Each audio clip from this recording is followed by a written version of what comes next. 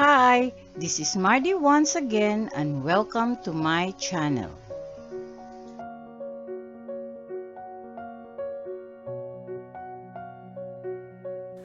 Our topic for today is another prehistoric event ng Pilipinas, the Kingdom of Namayan.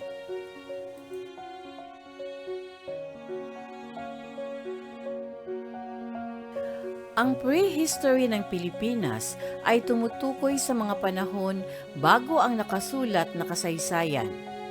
Ang pinakaunang kilalang record ng mga labi ng tao sa Pilipinas ay ang fossilized na fragment ng bungo at panga ng tatlong indibidwal na natuklasan noong May 28, 1962 ng isang pangkat na pinamumunuan ni Robert B. Fox, isang Amerikanong antropologo para sa Philippine National Museum. Ang mga fragment na ito ay sama-samang tinatawag na Tabon pagkatapos ng lugar kung saan sila natagpuan sa kanlurang baybayin ng isla ng Palawan.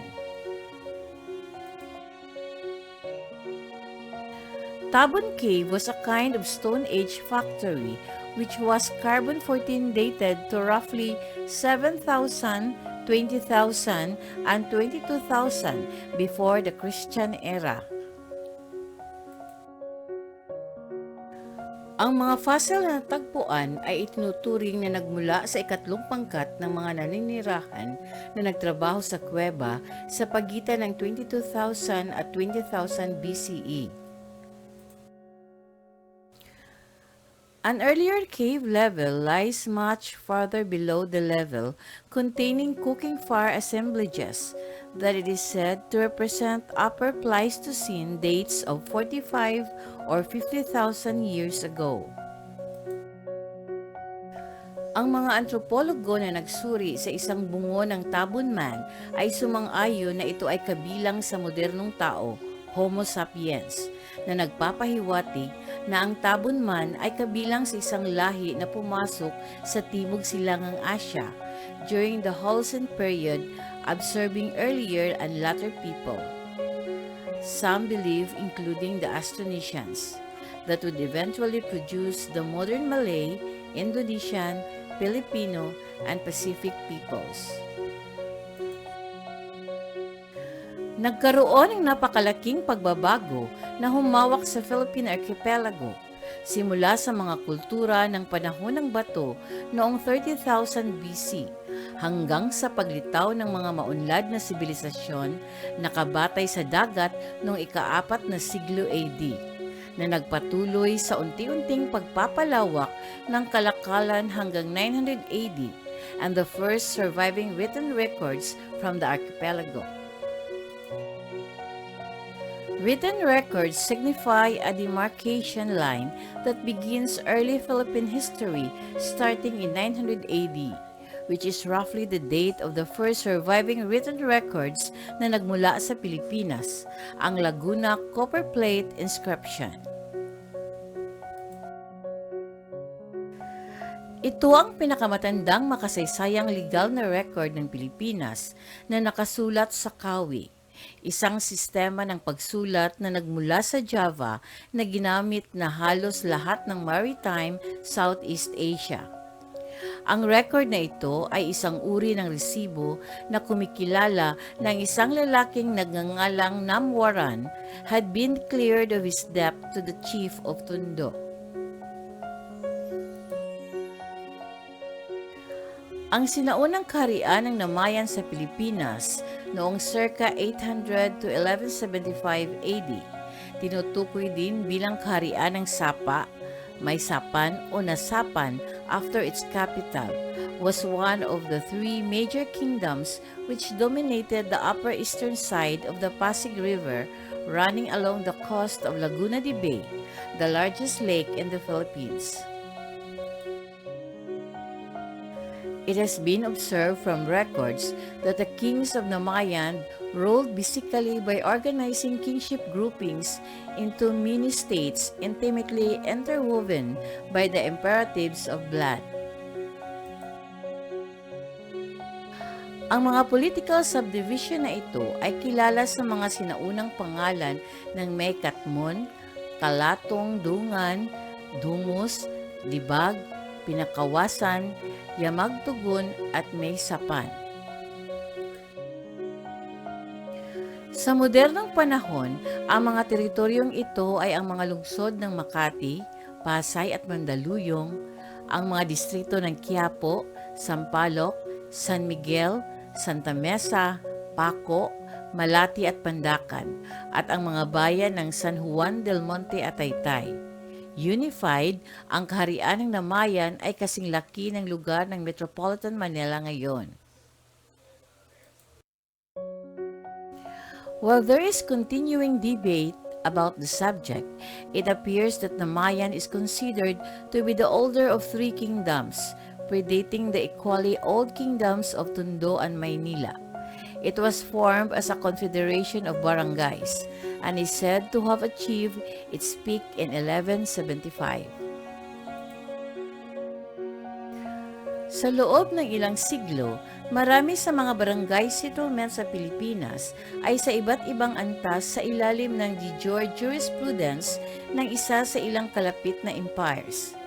Kabilang sa mga ito ay ang Malay Sriwijaya during 17th hanggang 13th century AD, Javanese Majapahit during 1293 to 1527. The Bruneians and the Melaccans, although de facto, they had established their own independent systems of rule, trade, and political alliances.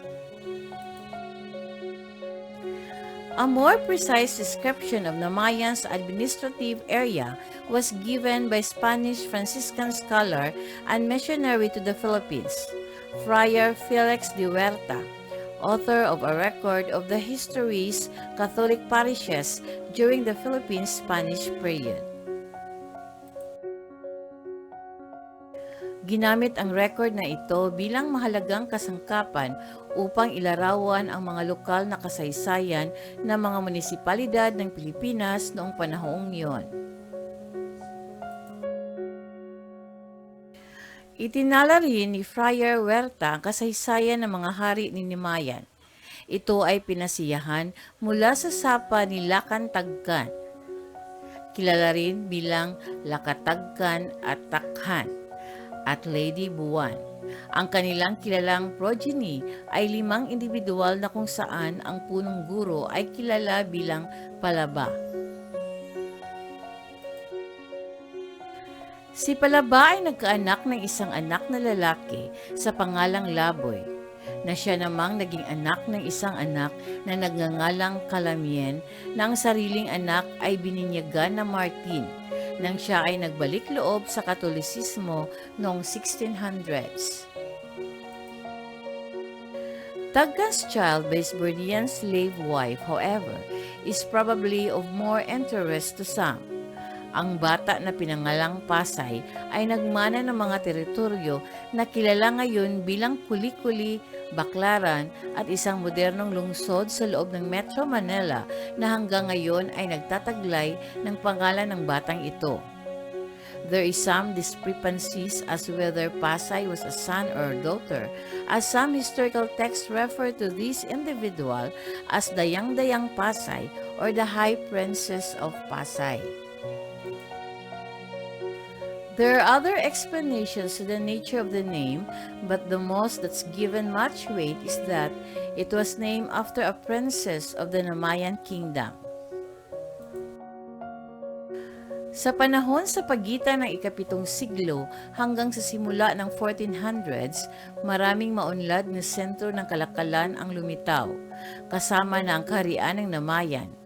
Bilang isang lugar ng kalakalan, malamang na ipinaliliwanag nito kung bakit nananatili pa rin ngayon ang lugar ng maharlikang kabisera ng kaharian ng Namayan sa Sapa, ngunit sa ibang anyo. It is now known as the district of Santa Ana de Sapa, founded in 1578, and where the famous Santa Ana Church now stands.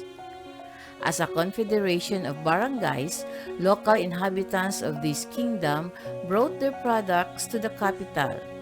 International trading activities flourished from the 12th to the 14th centuries, principally with merchants from China, the Moluccas, Java, Borneo, Sumatra, India, Sham, and Cambodia, who journeyed to Namayan to exchange their goods.